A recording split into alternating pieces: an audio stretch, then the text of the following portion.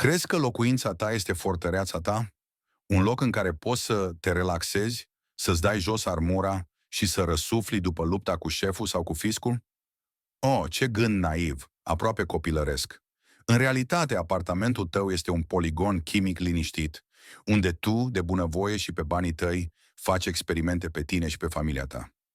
Astăzi nu vom vorbi despre lucruri evidente, precum faptul că abia înălbitor este o idee proastă.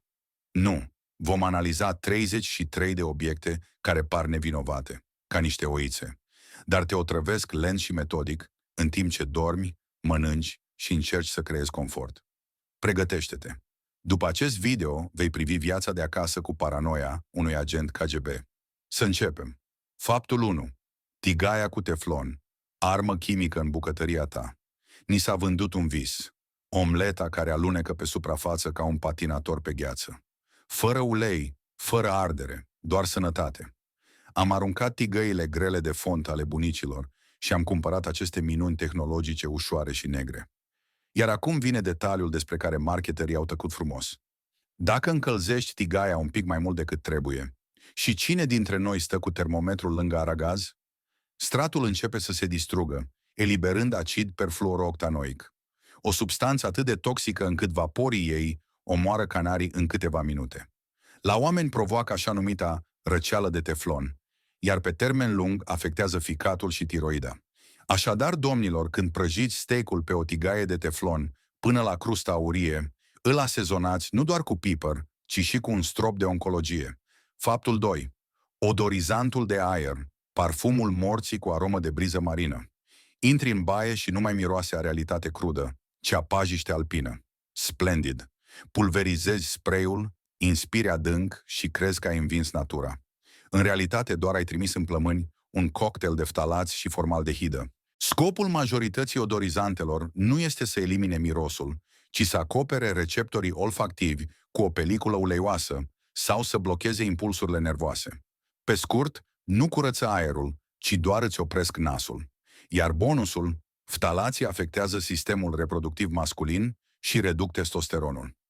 Ironia este că încercând să ascunzi mirosul natural, te castrezi cu aromă de lavandă. Faptul 3. Imprimanta laser, ucigașul de birou din dormitor. Mulți avem una acasă. Trebuie tipărite documente, referatul copilului, bilete de avion. Zoom zăie, se încălzește și miroase a ceva electric. Ne-am obișnuit să credem că acesta e mirosul productivității. Surpriză, este mirosul ozonului și al particulelor fine de toner. În timpul printării, imprimanta eliberează în aer milioane de microparticule, la fel de mici ca fumul de țigară. Aceste particule ajung în cele mai profunde zone ale plămânilor și nu mai ies de acolo. A sta lângă imprimantă într-o cameră neaerisită e ca și cum ai fuma câteva țigări, doar că fără plăcere și fără nicotină. Biroul tău de acasă este practic o mină de cărbune în miniatură. Faptul 4. Bonurile fiscale, maculatură toxică în portofel. Iei bonul, îl mototolești sau îl pui în buzunar. Pare o hârtie oarecare, nu? Nu. E hârtie termică, fără cerneală. Se înnegrește la căldură deoarece este acoperită cu bisfenol A, BPA, un perturbator endocrin care imită estrogenul. Se absoarbe instant prin piele. 10 secunde cu bonul în mână sunt suficiente pentru ca BPA să intre în sânge. Dacă mâinile sunt umede sau uleioase, absorpția crește de 10 ori. Fiecare vizită la supermarket îți ciupește puțin masculinitatea. A colecționa bonuri pentru raportul către soție e aproape o terapie hormonală involuntară. Faptul 5. Săpunul antibacterian, drumul steril spre slăbiciune. Suntem obsedați de curățenie. Uciderea 99,9% dintre bacterii sună ca o victorie militară. Ne spălăm pe mâini cu săpun ce conține triclosan și ne simțim chirurgi.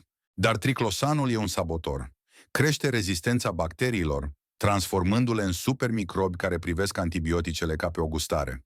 În plus, pătrunde prin piele și afectează mușchii și inima. Studiile pe animale au arătat scăderea forței musculare. Te speli ca să fii sănătos, dar devii mai slab. Săpunul obișnuit spală la fel de bine, doar că nu are reclamă agresivă. Faptul 6. Tapetul din vinil, cameră de gazare cu model elegant. Faci renovare, cumperi tapet vinilic lavabil. Arată bine, rezistent, ascunde defectele pereților.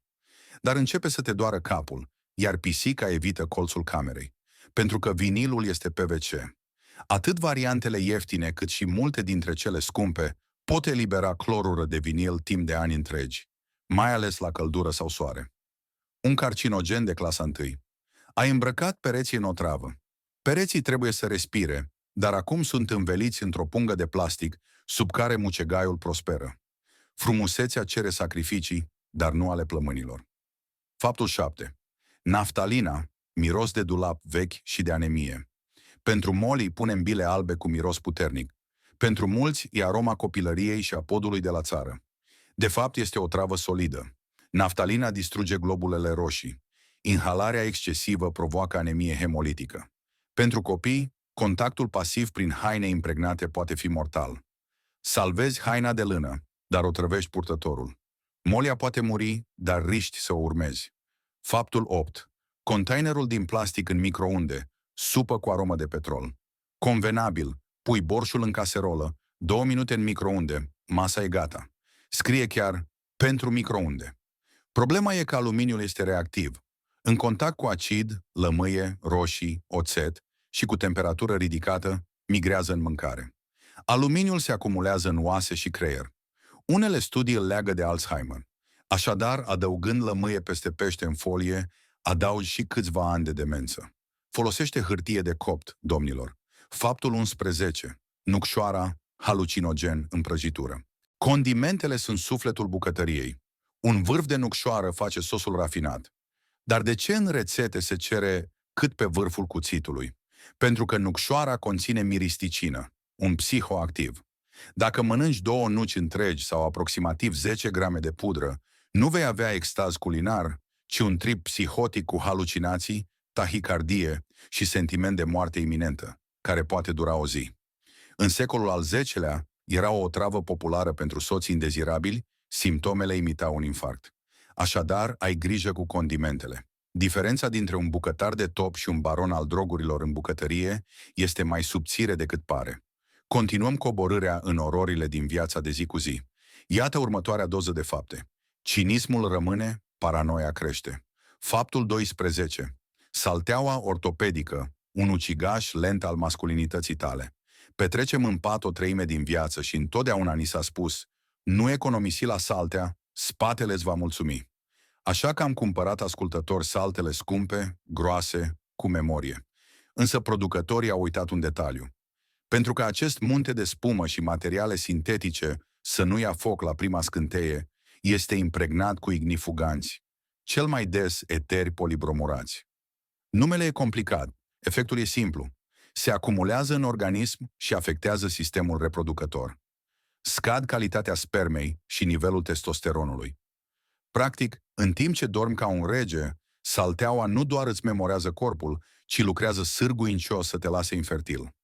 Sexul sigur pe o astfel de saltea e doar o glumă ironică. Faptul 13. Lumânările aromatice, romantism cu aromă de gaz de eșapament. Pregătești o seară romantică, lumina blândă, vanilie în aer, totul ca în film. Ea este încântată, tu te simți superb. Dar dacă lumânarea este din parafină, iar majoritatea sunt, atunci arzi pe masă resturi ale industriei petroliere. La ardere, parafina eliberează benzen și toluen, aceleași substanțe cancerigene din gazele unui camion diesel. Să respiri asta într-o cameră închisă e ca o întâlnire romantică într-un garaj cu motorul pornit. Romantic, sigur, dar dimineața te va durea capul nu de la vin, ci de la intoxicație ușoară. Faptul 14. Tocătorul din plastic, condiment de polimeri în mâncare. Tocătoarele din lemn ni s-au părut demodate. Plasticul e modern, igienic, ușor de spălat. Tăiem legume, carne, pâine, iar cuțitul lasă sute de zgârieturi minuscule. Unde ajunge plasticul din ele? În stomacul tău. Studiile arată că oamenii care folosesc tocătoare din plastic înghit aproximativ 50 de grame de microplastic în fiecare an. E ca și cum ai mânca o dată pe an o carte de credit. Poftă bună! Tu crezi că gătești salată, dar de fapt adaugi topping de polipropilenă. Iar în zgârieturile acelea, bacteriile trăiesc ca la hotel. Imposibil de curățat. Faptul 15. Apa de gură, Sterilizare cu prețul hipertensiunii. Respirația proaspătă ajută la comunicare. Ne clătim gura cu soluții mentolate puternice ca să ucidem microbii și să nu mirosim a alcool sau usturoi. Ustură? Deci funcționează, ne spunem. Problema e că majoritatea conține alcool sau antiseptice puternice care distrug totul în gură. Omoră nu doar bacteriile rele, ci și pe cele bune, iar acestea produc oxid nitric, necesar reglării tensiunii arteriale. Distrugând flora orală, crești riscul de infarct și AVC. Ironia finală. Vrei să miroși bine când zâmbești, dar poți muri cu dinți albi de la un puseu de tensiune. Faptul 16. Plicurile de ceai piramidale, nanoplastice în cană. Hârtia simplă e plictisitoare. Piramidele de mătase sunt premium. Arată frumos, vezi frunzele. Torni apă clocotită și crezi că bei ceai de lux. Dar nu e mătase. E nylon sau PET. La 100 de grade, plicurile liberează miliarde de particule micro și nanoplastice în băutură. Bei nu ceai, ci supă fierbinte de polimer cu aromă de bergamotă. Plătești în plus să-ți umpli organismul cu plastic. Faptul 17. Mobila din pal, dulapul care te urăște. Ne place mobila ieftină. Arată bine, o montăm singuri, costă puțin. Casa întreagă devine un muzeu de rumeguș presat. Dar lemnul nu stă lipit singur. Este fixat cu rășini cu formaldehidă. Mobila nouă poate elibera acest cancerigen ani întregi. Mirosul de mobilă nouă este de fapt miros de îmbălsămare. Formaldehida irită ochii, produce alergii și crește riscul cancerelor respiratorii. Dulapul ieftin îți întoarce favoarea, lent. Faptul 18. Becurile economice, o bombă ecologică deasupra capului. Becurile spiralate fluorescente le-am pus peste tot ca să economisim bani și să salvăm planeta.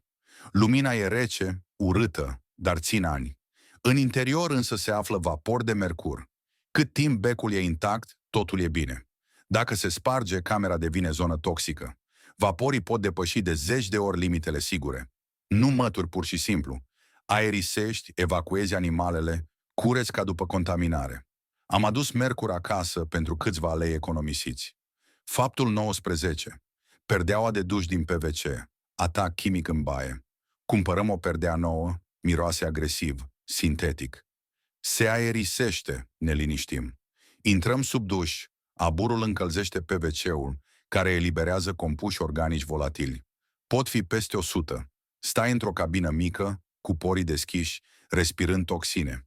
Nu e miros de curat, e miros de ficat stresat și sistem nervos otrăvit. Dacă perdeaua ustură la nas, arunc-o și ia una textilă. Faptul 20. Bețișoarele parfumate, iluminare spirituală cu risc de cancer pulmonar. Trend, atmosferă, meditație. Aprinzi santal, fumul creează templu în casă. Dar cercetătorii care aparent nu știu să se relaxeze, au analizat acest fum și au descoperit că este mai toxic și mai mutagen decât cel de țigară. Fumul de la bețișoarele parfumate conține hidrocarburi policiclice aromatice și compuși carbonilici. Aceste particule fine se blochează în plămâni și pot provoca inflamații și mutații ale celulelor. Încercând să vă curățați chakrele, vă umpleți bronhiile. Pentru miros plăcut nu trebuie să treceți prin dispensarul oncologic. Vreți aromă în casă? Curățați o portocală. Faptul 21. Buretele de vase, cel mai murdar obiect din casă. Spălăm farfuriile cu el ca să fie curate, apoi îl stoarcem și îl lăsăm pe marginea chiuvetei. Este cald, umed și plin de resturi alimentare. Pentru bacterii nu este burete, este hotel de 5 stele, cu all-inclusive, piscină și bufet suedez. În numai 1 centimetru cub dintr-un burete folosit trăiesc mai multe bacterii decât pe marginea toaletei, inclusiv Escherichia coli și Salmonella. Iar când ștergeți masa cu buretele, nu o curățați. Doar întindeți uniform un strat de bacterii fecale pe suprafața unde veți mânca. Schimbați buretele o dată pe săptămână sau fierbeți-l la microunde. Altfel bucătăria devine o cupă Petri.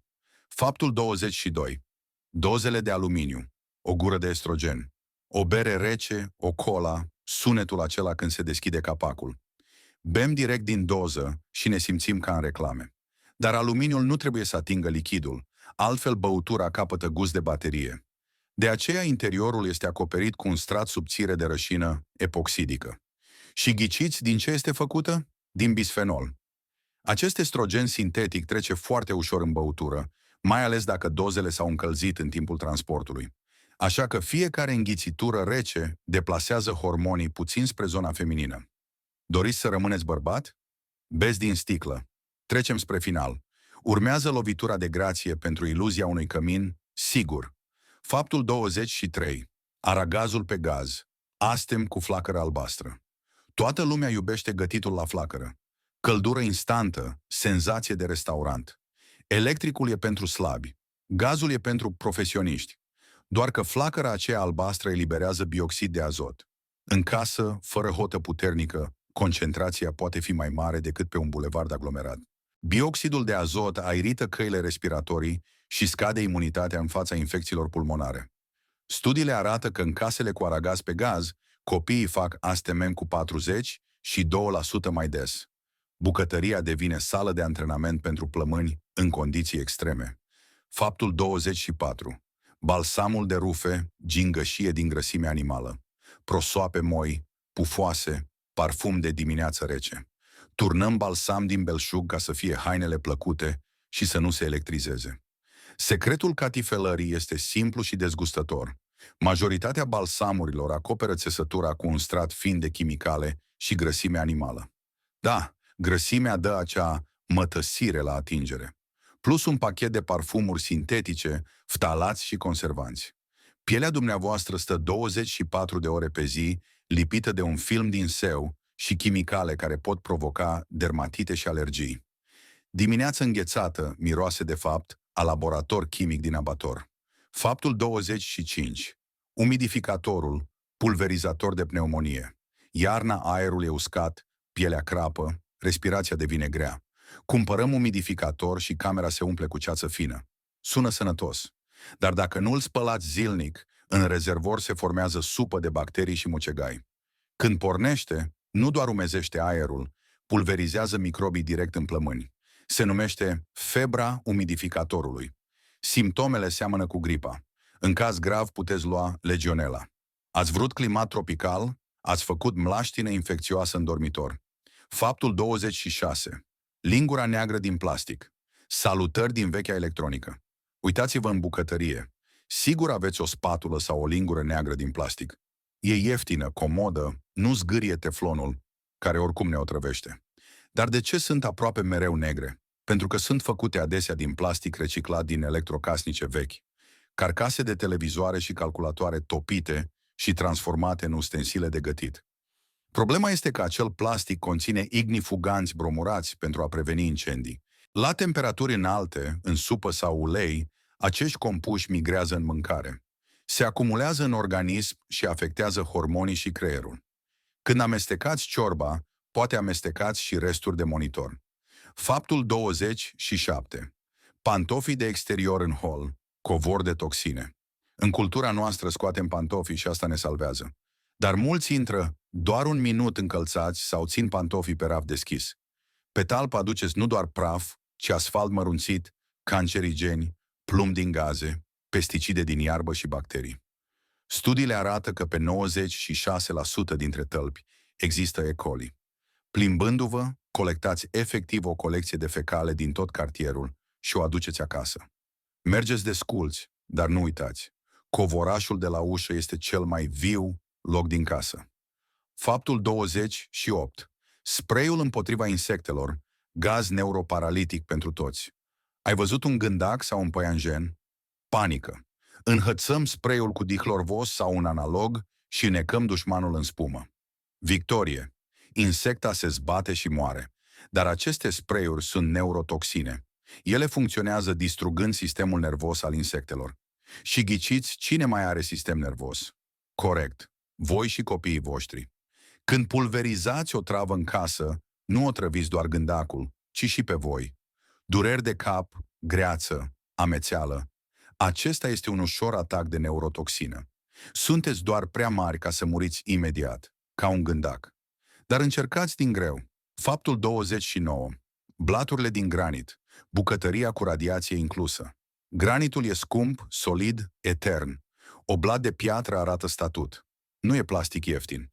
Dar granitul este piatră naturală și uneori poate fi ușor radioactiv. Unele bucăți, nu toate, dar există cazuri, eliberează radon, un gaz radioactiv fără miros sau culoare. Este greu, se acumulează la nivelul pardoselii și este a doua cauză principală a cancerului pulmonar după fumat. Nu vei străluci în întuneric când tai salam.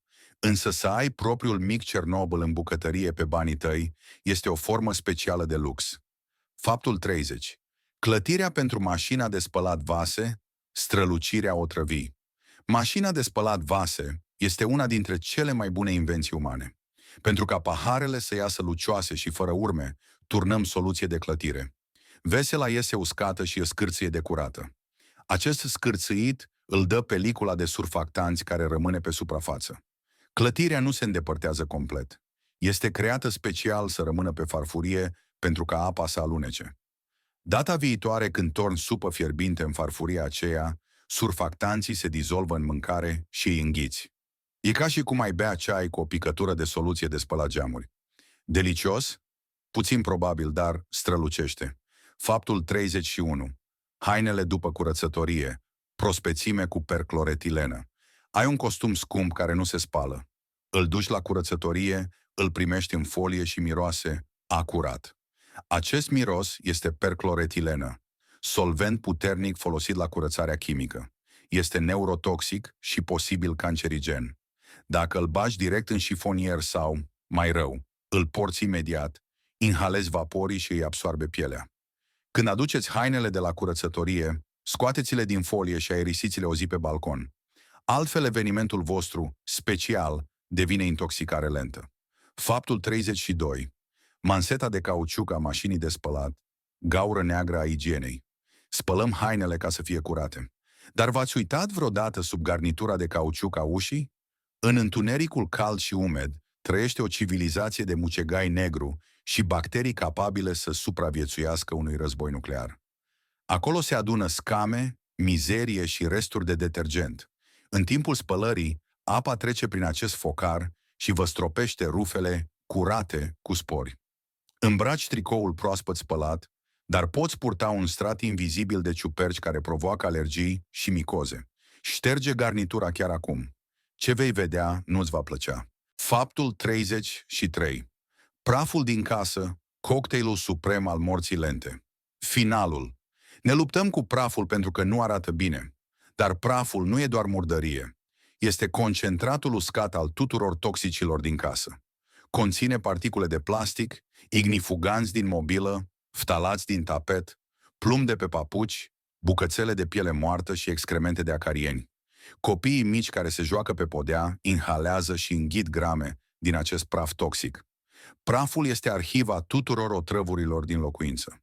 Curățenia nu e estetică, e supraviețuire. Cu cât mai puțin praf, cu atât mai puțin mănânci din propria casă. Felicitări! Acum îți privești locuința cu ochii unui paranoic. Tigaia vrea să te omoare. Canapeaua complotează, farfuria încearcă să te otrăvească. Bine ai venit în realitate, unde siguranța e doar un slogan de marketing. Dar nu fugi în peșteră, acolo este radon, deci nici acolo nu scapi. Doar folosește-ți capul mai des decât telecomanda. Iar dacă ți-a plăcut cum ți-am spulberat confortul, urmărește și alte materiale. Acolo disecăm istoria, știința și tot ce ai crezut din copilărie. Abonează-te, lasă un like și scrie în comentarii ce obiect arunci primul. Ne revedem pe ruinele iluziilor tale.